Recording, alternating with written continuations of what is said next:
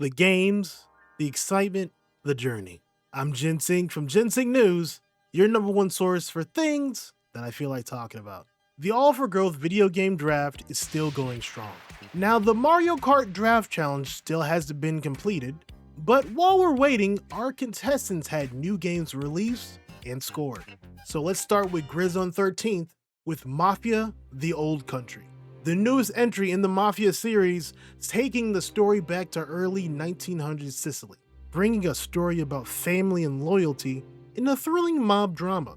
Unfortunately, due to dated gameplay mechanics, Mafia: The Old Country gave Grizz a solid 7.0.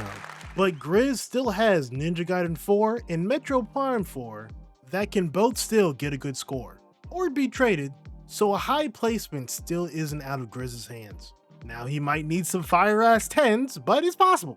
Next we have Ken Knows It with Hollow Knight Silksong, the sequel to the well-known Hollow Knight, shutting down every game store because the dev said give me a 20 and we're good, getting Ken a solid 9.3 for his score, giving Ken the current second highest scoring game in the draft behind Split Fiction's 9.6.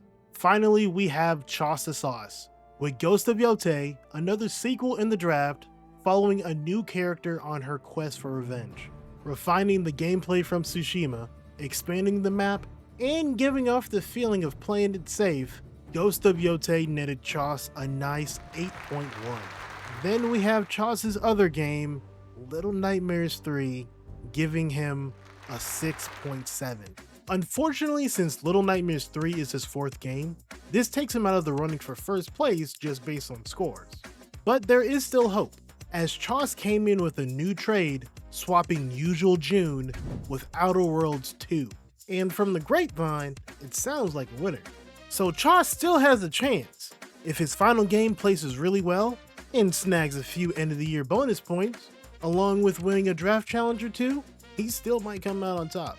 The year ain't over yet. But hold on, I have some more news cause I received a new score for Hades 2 in the side draft. Hades 2 being the sequel to the critically acclaimed Hades, improving combat while building the story in an entertaining and interesting way. From the calculations, Hades 2 received a 9.8, netting me the current highest scoring game in the side draft. And good timing, cause Bloodlines 2 for me is looking kinda spooky.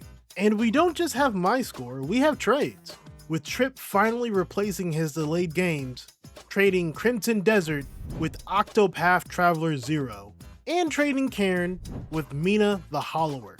Both looking like solid games, and Trip kinda cutting it close with Octopath Traveler 0's release date. That's all I have for you right now. It seems we might be in Draft Challenge Blitz territory with lifing for our contestants, but hopefully you were able to pick up one of these amazing games to bide your time. Thanks for watching.